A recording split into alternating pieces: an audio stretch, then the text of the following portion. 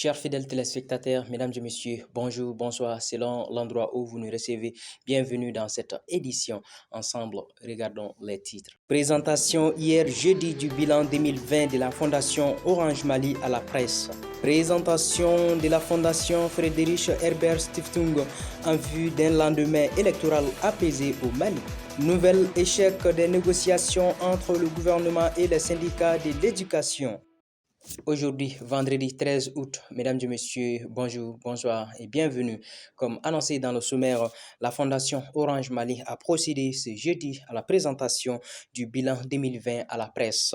C'était lors d'un point de presse organisé par la Fondation Orange Mali dans les locaux de DEFA Communication à Amdalaï ACI 2000. La Fondation Orange Mali s'est dit satisfait de son bilan de l'année 2020 et promet de rester plus près de la population. Suivons ce reportage. Oui, le programme a été très chamboulé avec l'arrivée de la pandémie de la COVID-19. Si vous avez regardé un peu on a présenté le film bilan 2019 parce que l'année dernière, on n'a pas pu présenter ce bilan à cause de la maladie. Quand vous regardez, on a réalisé plus de 70 projets en 2019. Et puis en 2020, on a pu réaliser on a réalisé moins de 30 projets. Donc, et puis sur les 800 millions, il y a 600 millions qui ont été affectés à la lutte contre la maladie à COVID-19. Donc, on peut dire que oui, cette pandémie a bouleversé la répartition initiale du budget qu'on avait fait et les actions qui ont été réalisées. Bon, nous avons maintenu quand même des actions prioritaires parce que en plus de la lutte contre la maladie à COVID-19, nous avons réussi quand même à construire des écoles. Nous avons pu construire des écoles. Nous avons tenu à dérouler les actions qui devaient être menées lors du mois de la solidarité, qu'on appelle la journée de la solidarité. Ce qu'on devait faire habituellement, nous l'avons fait, donc à savoir la distribution de vivres, le financement de projets d'activités génératrices de revenus. Nous avons donné des kits scolaires aux enfants. Nous avons aidé les déplacés lors de l'incendie. Donc, vraiment, nous avons maintenu les grandes actions. Les actions qui ont surtout été défavorisées, ce sont les actions dans le domaine de la culture. Vraiment, ça a beaucoup impacté ces actions. Ça, c'est pas nous seulement, c'est qu'il n'y avait même pas la possibilité que les actions culturelles se tiennent à cause de la maladie. Donc, du coup, voilà, ces actions culturelles ont été fortement impactées. Sinon, nous avons réussi quand même, malgré tout, à maintenir les projets importants qu'on avait prévus dans notre plan d'action 2020. Non, en 2019-2020, il y a eu 3 villages orange, effectivement. 2020, 3 villages orange. 2020, il y a eu un village orange. En 2019, il y en a eu 2. Là, on est en train de finaliser, c'était un module scolaire, mais on est en train d'ajouter le centre de santé pour en faire un village orange. Donc, on aura un village orange cette année et un module scolaire, comme on le disait dans le cercle de Bafouladji.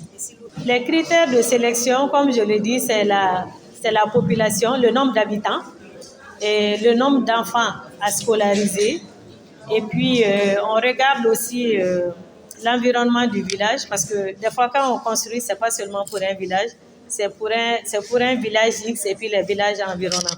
Donc, c'est vraiment le nombre d'enfants et le nombre d'habitants qui comptent dans la sélection de ces villages. Vraiment, on remercie Fondation Orange Mali. Depuis je suis au centre Chicago, ils nous prennent en charge, ils nous donnent des fournitures et puis des fournitures pour aller à l'école et puis des nourritures.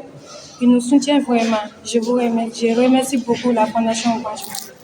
La commune de Korodougou a été honorée hier jeudi par la visite de la directrice nationale de l'énergie et de l'eau et du directeur général des Amadères dans le cadre de la visite de la centrale hybride de Nampasso. Cette visite a permis aux autorités d'échanger avec les clients sur les perspectives de durabilité de notre centrale. Ensuite, ils ont procédé à la pose de la première pierre de la maison des jeunes de Korodougou. À cet effet, suivant les réactions de Salif Koulibaly, maire de la commune de Korodougou, il est interrogé au téléphone par Moussa Dia. Nous avons reçu la directrice nationale de l'énergie accompagnée d'une forte délégation hier, 12 août 2021. Et cette délégation était accompagnée aussi par le directeur de la Madière. En fait, nous avons sollicité sa présence dans notre commune par rapport à notre centrale hybride, qui est vraiment une infrastructure très importante aujourd'hui dans la commune, parce qu'elle permet de lutter contre le chômage, contre l'exode rural. Parce qu'à travers cette centrale aussi, nous avons senti que beaucoup de jeunes se sont transformés en menuisiers, en mécaniciens, et d'autres petites activités liées à l'électricité. En fait, plus le village s'agrandit, plus les besoins se font voir aussi.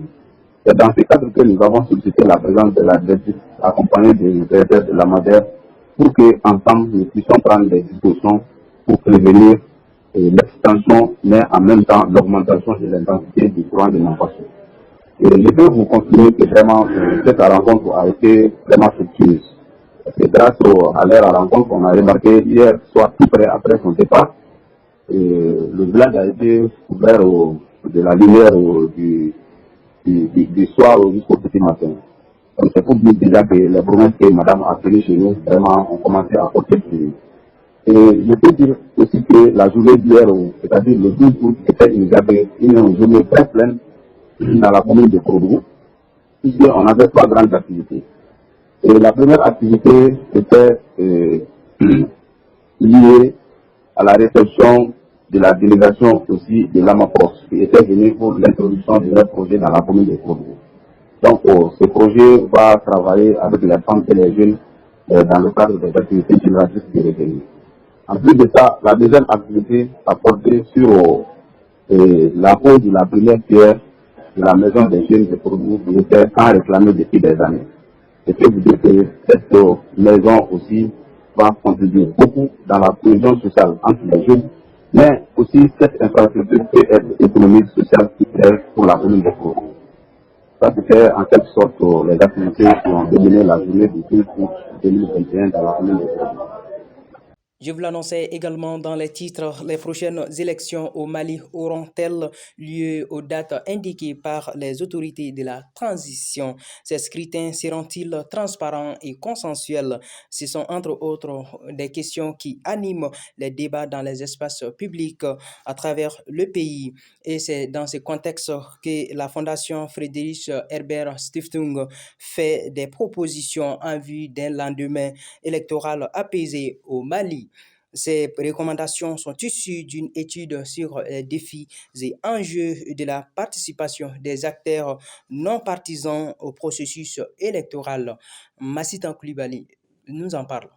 Il s'agit notamment de stabiliser les règles du jeu électoral pour éviter les changements fréquents et opportunistes. La mise en place d'un comité consultatif interparti permanent avec la société civile est aussi proposée par l'organisation. Ces comités devraient faciliter les dialogues entre les partis et les organes de gestion des élections. Cela devrait éviter les reports électoraux et garantir la crédibilité de la démocratie, souligne les rapports. La Fondation Friedrich Ebert recommande également le renforcement de l'indépendance des organes de gestion des élections. L'institutionnalisation du dialogue politique est aussi mentionné dans le document. Le rapport insiste sur la prise en compte de façon adéquate des réfugiés et déplacés maliens dans les processus électoraux. La Fondation dit être contre la sécurisation des élections par les groupes armés. Cette mission ne doit être assurée que par l'armée malienne, soutient-elle. Ce rapport intervient à un moment où un doute fonde sur le respect du chronogramme électoral annoncé par les autorités de la transition. Ce programme prévoit la tenue de la prochaine élection présidentielle en février 2022. Des organisations de la société civile espèrent que les calendriers calendrier électoral annoncé par les autorités sera respecté. Mais l'Association des jeunes pour la citoyenneté active et la démocratie AJCAD Mali dénonce le manque de clarité dans le processus. Elle estime que l'organisation est à ce stade flou. Parlons à présent éducation, négociation, gouvernement, syndicat de l'éducation.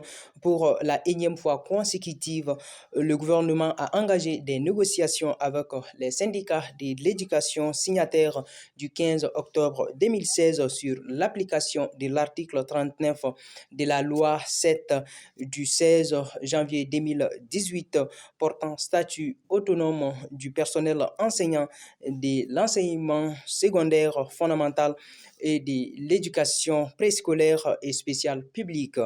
Mouktar Traoré nous en parle. Les négociations dirigées par Ahmed Sidibé, président de la commission de conciliation, se sont déroulées hier à la Direction nationale de l'enseignement secondaire général. Malheureusement, il n'y a pas eu d'accord entre les deux parties qui, au terme de la rencontre, ont signé un procès verbal de non-conciliation qui précise que la partie gouvernementale a fait des efforts à l'endroit des enseignants. Il ressort aussi du document que le gouvernement a octroyé une indemnité d'équipement aux enseignants en 2019 pour une incidence financière de 2,723 milliards en 2019 et a revalorisé la grille du statut autonome du personnel enseignant, des enseignants secondaires fondamentaux et de l'éducation préscolaire et spéciale publique en 2019, 2020 et 2021 pour une incidence financière de plus de 58 milliards de francs CFA. Le document précise enfin que le gouvernement a majoré l'indemnité de résidence des enseignants en 2020 et 2021 pour une incidence financière de plus de 15,714 milliards de francs CFA. Il précise aussi que l'application de la grille unifiée au personnel enseignant des enseignants secondaires fondamentaux et de l'éducation préscolaire et spéciale publique a engendré une incidence financière de plus de 12 milliards de francs CFA. Le gouvernement a rassuré que les insuffisances constatées sur certains indices lors de l'application de la grille unifiée au statut du personnel enseignant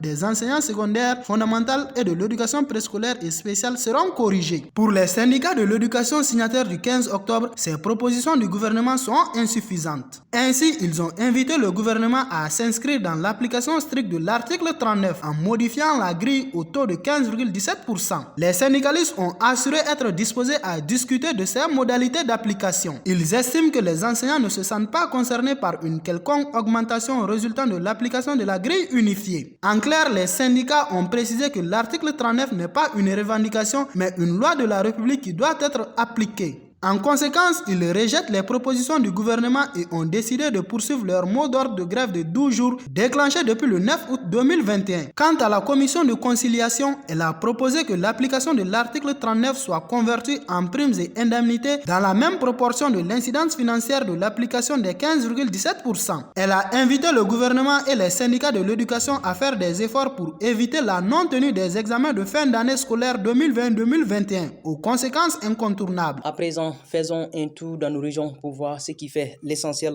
de l'actualité régionale. C'est avec le concours de nos confrères du studio Tamani. Le commentaire est signé Krotum Toula.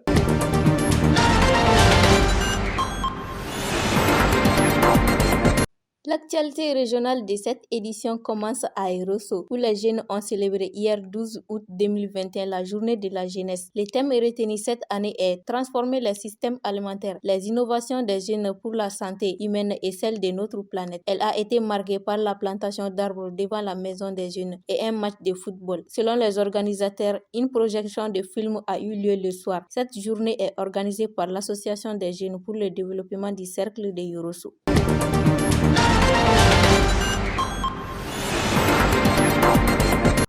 À Koutiala, les populations achètent cher le charbon de bois de 2500 francs CFA en juin dernier. Le sac de 100 kg est cédé aujourd'hui à 3250 francs CFA aux consommateurs. Pour les vendeurs, la rareté de la denrée est due aux travaux champêtres des exploitations de charbon en cette période hivernale. Il ajoute que cette flambée des prix peut continuer jusqu'au moment des récoltes.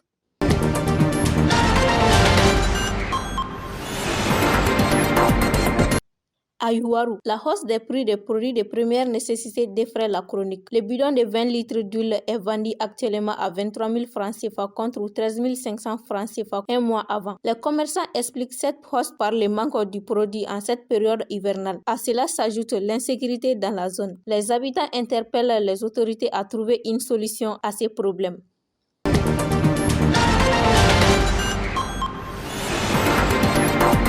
Nous terminons cette actualité régionale à Bafoullabé. Pour l'esclavage par ascendance dans les cercles, bientôt indénuement heureux. Les autorités administratives et politiques, les belligérants, la société civile et les associations de défenseurs des droits de l'homme se sont réunis le mardi 10 août 2021 à Bafoullabé. Il s'agissait de trouver intérêt d'attendre sur la question l'esclavage qui divisait les populations du nord du cercle. À la lumière des discussions, 19 recommandations ont été formulées. Le document sera validé à Caïd dans les prochaines semaines.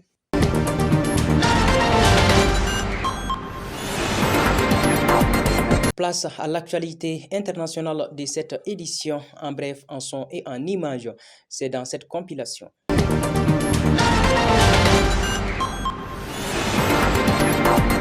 Commençons cette balade internationale en Zambie. Le décompte des votes est en cours. Jeudi, jusqu'à 18h, les Zambiens ont pu voter pour leur nouveau président et pour les membres de l'Assemblée nationale. 16 candidats étaient en lice pour le poste suprême, mais les favoris sont le président sortant Edgar Lungu, représentant du Front patriotique, et son principal opposant, l'homme d'affaires Aikende Hichilema du Parti uni pour le développement national. Face à une compétition serrée avec son rival, le chef de l'État sortant a déployé davantage de soldats dans certaines régions du pays pour réprimer les violences électorales. Entre le renforcement de l'armée, la lenteur du scrutin, la fermeture partielle d'Internet dans l'après-midi, les électeurs ont fait leur choix dans des conditions difficiles. Environ 7 millions de citoyens pouvaient voter pour élire un président, des législateurs et des représentants des collectivités locales. Le candidat gagnant doit obtenir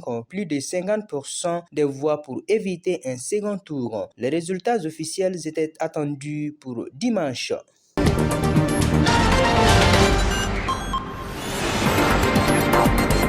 Partons à présent en Éthiopie où la France a suspendu depuis juillet sa coopération militaire avec l'Éthiopie, théâtre depuis 9 mois d'un conflit entre rebelles et forces gouvernementales dans la région du Tigré Nord où la famine menace des centaines de milliers de civils. Lors d'une visite officielle en Éthiopie en mars 2019, le président français Emmanuel Macron avait annoncé avoir conclu un accord cadre de défense avec Addis Abeba pour un accompagnement spécifique de la France sur la mise en place d'une marine éthiopienne dans un pays qui pourtant n'a pas accès à la mer. Le conflit au Tigré a tendu les liens de l'Éthiopie avec d'autres alliés comme les États-Unis où l'administration Biden critique ouvertement la guerre. Un émissaire américain va être dépêché cette semaine en Éthiopie afin d'exiger la fin des combats dans cette région où la crainte d'une catastrophe humanitaire s'intensifie, a indiqué Washington jeudi.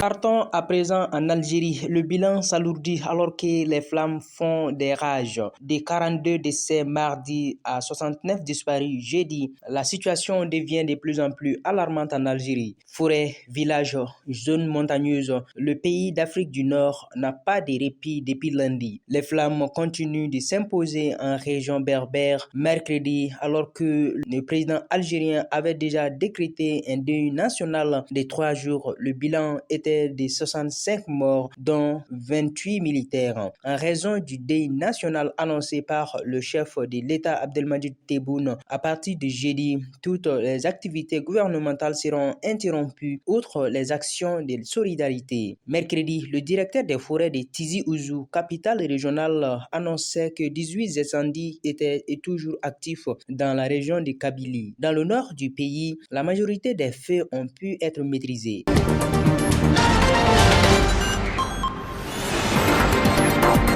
Terminons cette balade internationale au Cameroun où Rebecca Enochon a passé une 4e nuit en détention. Consternation devant le tribunal de première instance de Douala pour les proches de Rebecca Enochon. À la tombée de la nuit, qu'ils apprennent que la Camerounaise fondatrice d'Active Space et présidente d'Afrilab passera une 3e nuit en détention à la Légion de la gendarmerie du littoral. Selon ses avocats, elle a été arrêtée sous tout ordre verbal sans avoir fait l'objet d'une plainte ou reçu une convocation judiciaire. Il dénonce des intimidations, un abus de pouvoir et un acharnement envers celle qui est connue pour ses prises de parole et ses critiques envers le gouvernement, en particulier sur le sujet de la crise anglophone. Depuis le début de l'affaire, en début de semaine, Rebecca Enonchon, qui fait partie du classement des 10 femmes fondatrices de la société technologique à suivre en Afrique en 2014, selon Forbes, a reçu le soutien de nombreuses missions diplomatiques, mais aussi de l'écosystème de la technologie à travers le monde. Une campagne avec le hashtag JazzFreeRebecca et une pétition ont été lancées sur Twitter demandant sa libération.